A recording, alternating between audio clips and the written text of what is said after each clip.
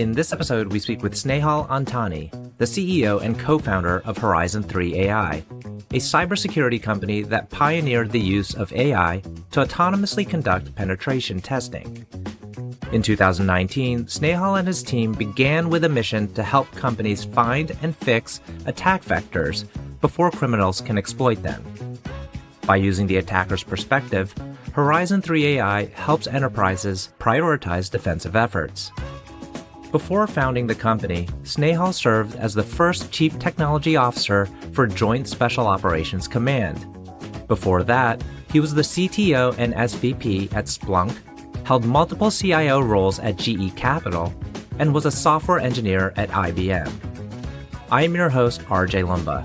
We hope you enjoy the show. If you like the episode, click to follow.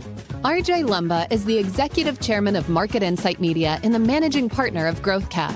He is the host of Great Entrepreneurs, a podcast for driven entrepreneurs and business owners. Our podcast covers all topics related to the entrepreneurial journey, from ideation to execution to optimization and to reaping the rewards of a well-run business. In the minutes ahead, we'll share with you unique insights and tactics from some of today's most accomplished and inspiring entrepreneurs. Snehal, thank you so much for taking the time to chat with us today. It's a delight to be with you. Thank you. Great to meet you, RJ. I'd like to kick off somewhere interesting, and that is what keeps you up at night? I heard that was a question posed to you recently.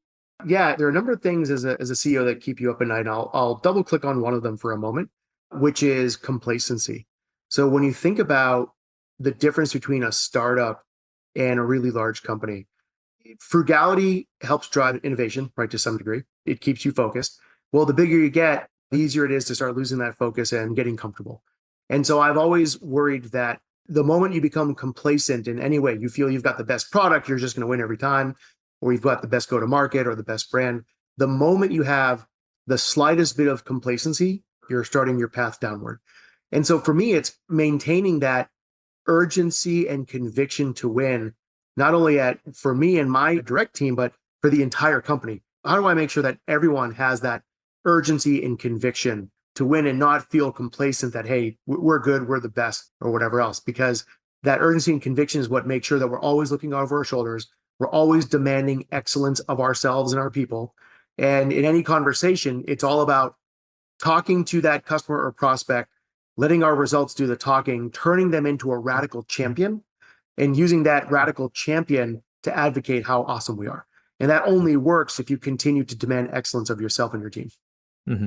Now, if one were to read about you from what's available online and in your profile, it would seem as though you had a seamless transition into entrepreneurship. I mean, you've done very well through notable companies, tech companies, rising through the ranks, even serving as Joint Special Operations Command, and then embarking on your entrepreneurial journey. So you approached building a company a little bit later, but it seems like you were able to grow pretty quickly with your company. How are you able to do that? Yeah, it's a good question. If you break that down into three activities or three buckets, the first one is the conditions to start a successful company. The team, the early team, is the single most important factor when starting a company. The idea, for the most part, doesn't matter. Do you have a team with the right blend of expertise and adaptability and a mindset of quickly iterating to get to right? And that's not easy to find. And also that early team that trusts each other enough to handle all sorts of chaos. Because in the early days, you are a developer, an accountant, a marketer, a sales rep, and the trash taker outer, right? You're every particular position. And so that early team is incredibly important. And it takes time to build a reputation and a network required to find the right early team. A classic mistake people make in building that early team is they feel they need to build top down. Well, I'm going to be the CEO, which means I must have a CFO and I must have a COO before I can hire actual people. But when you do that, you've already burned 80% of your budget on really expensive top-heavy company. And so what you need to have is, yeah, CEO, but the title isn't the issue. It's, do you have people that love shipping code and that believe in you and that you don't have to tell them what code to write? They are senior enough to understand intent and feedback and let their own artistry do the talking. So the most important thing is your team. The second thing is yourself. Yourself falls into, I think, two pieces. The first is the experiences you've collected along the way.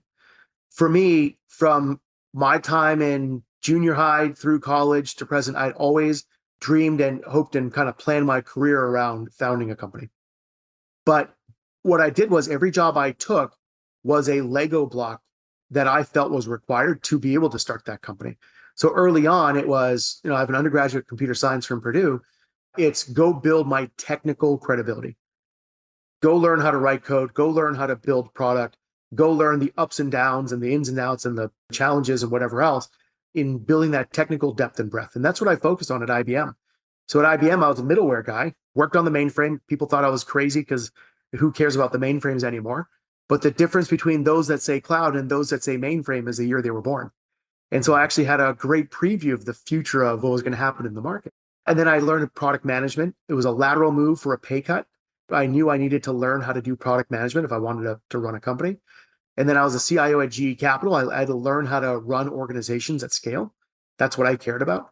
And then at Splunk, when I was CTO, I was an outbound CTO. So I spent most of my time on the road learning about sales and marketing because I needed to carry a bag. And then at JSOC, I learned, JSOC, you were surrounded by the best leaders in the world, the most cycle-tested people you could find. And so that to me was just a PhD in leadership. So there's like kind of the career milestones and Legos. But the second part of, not to make this a very long answer, but the second part of yourself is, are you and your family ready to start a company? When you start a company, for me, the biggest stress of Horizon 3 is not Horizon 3. It's missing dinner with the kids or failing on promises for the weekend or for vacation and dealing with an upset family.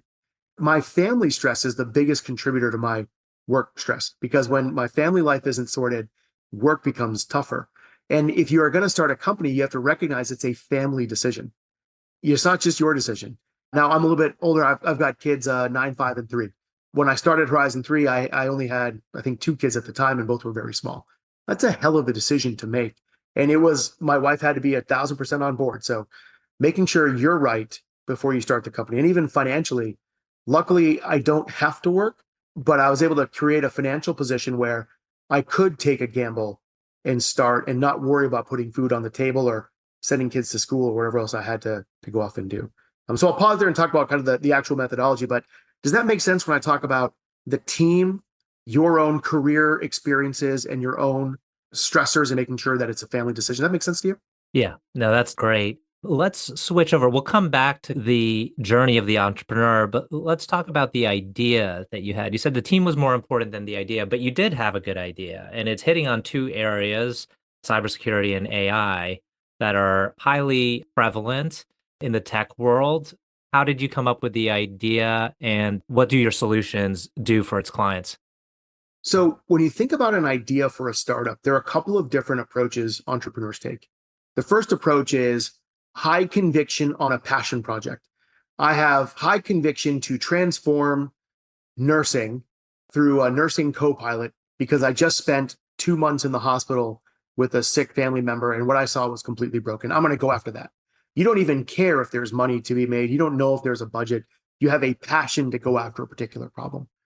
The next one will be, kind of budget backwards. I have a budget. I see that it's poorly deployed. And I see how big that budget could be if I aggregate it across the market with a large addressable market opportunity. What can I do to disrupt that budget? I guess the third one is, hey, I saw this other company doing well. I'm going to me too and follow them. Put that to the side. When I think about starting companies, I tend to focus on budget and work backwards because it helps ground me in kind of like the pragmatic, okay, what budget dollars am I targeting? What story must I tell to take those dollars? And what is the buyer and seller journey to capturing those dollars? And what is the urgency for them to buy? If I can't answer those 4 questions, then I haven't thought through the problem or it's the wrong idea to start. So when I was thinking about starting a company, I had 3 ideas in mind or a few ideas.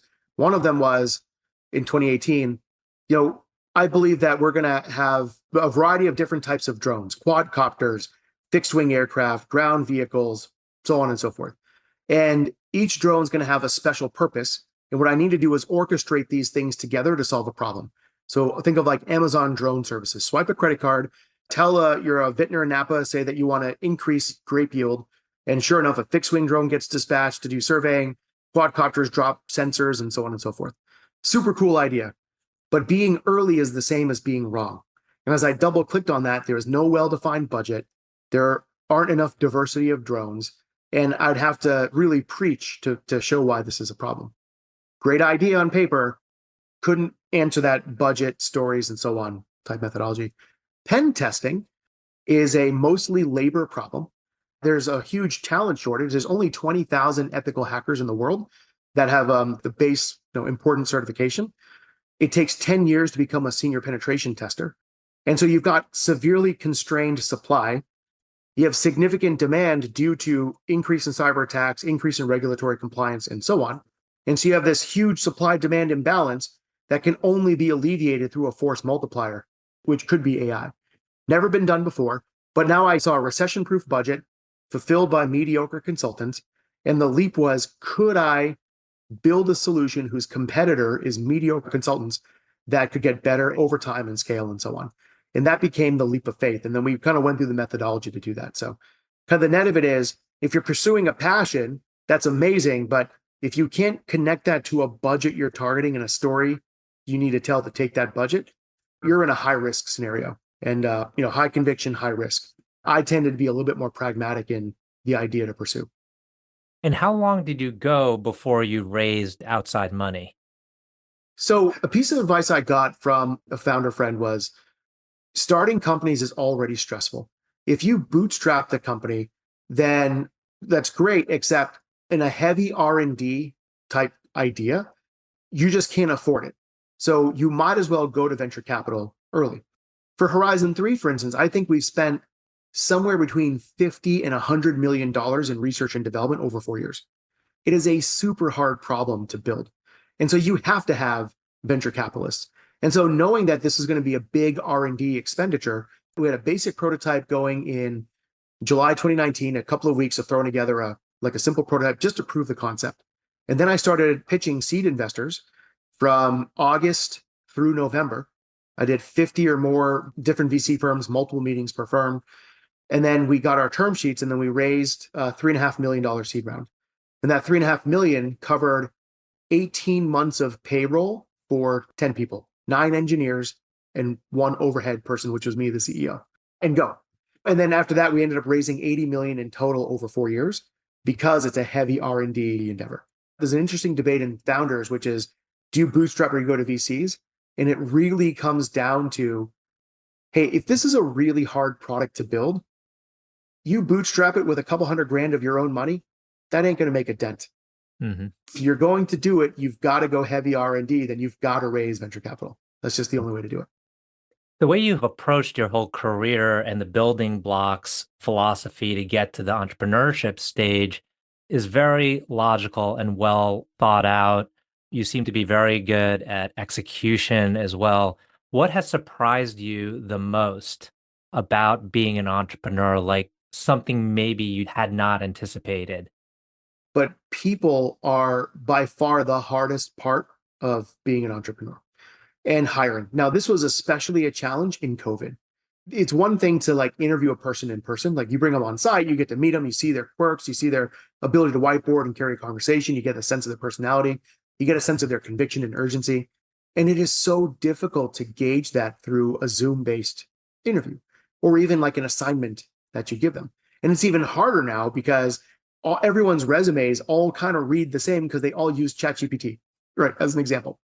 So I think the hiring process pre-COVID was super easy compared to the hiring process during and post-COVID.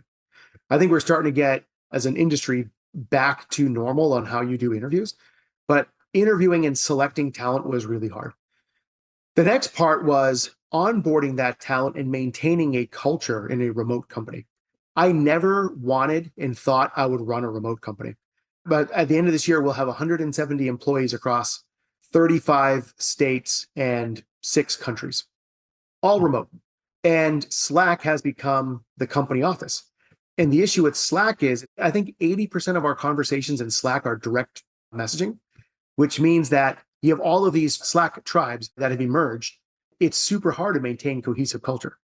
And so you have to really put effort and thought and so on into, what does the culture of a remote company look like? How do you scale that culture? How do you prevent Slack tribes from occurring? How do you de-escalate people that are inferring tone from text?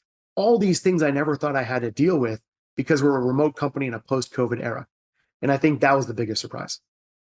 And do you feel like your team is engaged with the company, with the culture, with each other? Yes. So during COVID, it was super hard because you couldn't travel. Now we create lots of opportunities. So the engineering team gets together face to face every 10 weeks. And there's like planned social time, there's planned whiteboard time, and so on. So you get to meet your people, build those relationships. We did our annual Christmas party. We had everybody come together from the company and no work, just get to meet each other, fun team building games, that kind of stuff, so that we could build relationships. But it's hard to maintain. You can't just meet your person, shake their hand, and then leave for 10 weeks. You got to continue that dialogue. And so we're now at a point where we've got a mature enough people organization where part of their strategy and kind of planning is, okay, what do we do to nurture relationships? How do we move conversations out of small direct message groups into broader channels for visibility? Because you don't want Slack tribes and you don't want all of this isolated data and conversation, because you end up having to say the same thing over and over again and nobody knows what's going on except more senior people in the company that are involved in every discussion. I'd like to go back to the part of the process where you were raising money. Was that a fairly easy process for you? Was it a hard process? How would you gauge it? Raising money is rarely easy. It's rarely easy. You're walking into a room of investors, most of whom have never actually had operational positions before. They did the typical, went to an elite university, got a computer science degree, immediately went to get an MBA from another elite university, and then went straight into a tier one venture capital firm. And I often joke that many of them think they're God's gift to society.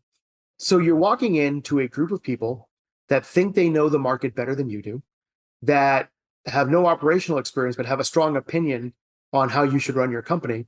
And their job is to find a reason not to invest in you. Their job is to disqualify you. Their job is not to find a reason to invest in you. Their job is to get rid of you as quickly as possible. So you're walking into a hostile meeting. And once you accept that you're walking into a hostile meeting and that their rejection of your idea isn't personal, it's not a statement of you, it's not a statement of the idea, it's just how it is, it completely de-stresses the venture capital process. Absolutely de-stresses it. Mm-hmm. So once I realized, and it took me a little bit to realize that, then I'm like, cool, great to meet you. Invite me to your next social so I can drink some of your beer for free. And I hope it works out someday. If not, great to build my network here in the Valley or wherever else. So the hardest part is, as a first-time entrepreneur, that time when you realize these are hostile meetings, you're talking to people that don't want to invest in you unless there's something magical you say. And once you accept that, it's a volume game. You pitch to as many people as you can. You focus on the challenge questions that they're asking you. You refine your pitch over and over and over again until you strike gold with an investor that believes in what you're saying and has high conviction like you do, and they champion you through the process. Now, you got to recurring revenue fairly quickly, and you were able to ramp that fairly quickly. And as I read in one of your posts, invest in customer success early to create the right feedback loop. You touched on this earlier in our conversation, but I'd like to go back to it. How have you been able to compound the successes with your early customer wins? Yeah, it's a great question. Let's fast forward to the fundamental problem of really big companies. And I've worked at really large companies. What happens in a large company, almost like clockwork, is the engineering team becomes completely disconnected from the end customer. And in office space, I connect people to engineers. I'm a people person. That's true in really large companies. And so the engineering and product management teams sit in an ivory tower and build what they feel like building. And then meanwhile, the professional services teams and sales engineers that are in constant contact with the end user have to collect all the pieces and make things work. The power of a small company is the engineering team is almost directly connected to the end customer. And as long as if you can build these processes for rapid feedback, you can quickly iterate and get to right. The faster that feedback loop, the quicker and safer you can get a new idea out the door and quickly invalidate it. So you don't have to waste a lot of calories building something. realizing you missed the mark and having to do a bunch of rework. The single biggest killer in a large company is rework. You missed the mark, you got to start over again. So customer success is kind of the team and placeholder I use for being accountable of making sure that the engineers are directly connected to the customer. And the faster that feedback loop, the faster we could iterate. We were iterating on an idea multiple times a day as we would connect with customers. Now, the hard part, and the reason why customer success is important, is you don't want the engineering team to thrash 5 good ideas completely unrelated from 5 different customers. You need to have enough volume of customer and diversity of customer discussions to synthesize that into 3 to 5 themes. And this is where your intuition comes into play. This goes back to the Henry Ford quote, if I did what people asked, we'd have faster horses. Intuition was realizing that they weren't asking for faster horses. They were asking for how to get from point A to point D quicker and safer with their family and luggage. And it's that intuition combined with customer feedback that is the X factor of any successful product company. Mm-hmm. We're heading into the tail end of the conversation. I have 2 final questions I'd like to end with. One is, can you tell us about a person who has had a profound influence on you? It's very cliche, but that person would be my dad. My dad came to the US from India in late 60s. He could have gone on to be a lawyer, which is what my grandfather was, and had a successful life, pretty easy life. He instead insisted on being an electrical engineer because he wanted to be self-made. Comes to the US like a typical immigrant story, no money, insisted on self-funding his way through grad school. So he was a full-time student during the day, worked second shift grinding plastics at the local place, worked the night shift cleaning out the garbage trucks to make money, and then would go finish his homework and do his projects and so on, and then start the routine the next day. What I learned about from my dad, and he never imposed it on me or my brother, or he never forced us, never even talked about it. But what I learned from him was grit, the conviction to overcome any obstacle to achieve your goal. And grit is learned. And I was lucky to observe what grit really looked like early in my life. And it's that grit that I think has powered me through the ups and downs of everything, personal, professional, and everything in between. And so that is like the one X factor I think is grit. Fantastic. Last question. Can you tell us about a charity, cause, or other endeavor that you're passionate about? Yeah, so I'm on the board of an organization called Spookstock. It was a charity board I joined, but I left industry at the end of 2017, took a break, and chose to serve within U.S. Special Operations. It was the hardest and most meaningful work of my life. It was amazing. I miss it every day. And I got to be surrounded by these amazing human beings that, without any hesitation, would put their lives on the line to save you. I talk about the power of the blue passport. If something happens to you somewhere in the world and you're carrying a blue American passport, there are hardened men and women that will put their lives on the line and use extreme talent and violence and everything else that's necessary to bring you home, right? Incredibly powerful. Well, what happens when something happens to those people? Their kids are left behind, their families are left behind. And so the nonprofit that I'm part of, which is Spookstock, which really works with Special Operations Warrior Foundation and a number of other nonprofits in the realm of supporting the families of fallen shadow warriors. And so I think that's an important cause because, you said you've got people that have devoted their lives to making sure you come home when things go wrong. And the least we can do is make sure that their families are taken care of. Excellent. Well, Snehal, I want to thank you again for taking the time to chat with us today. This has been a wonderful conversation. Likewise. Thank you too.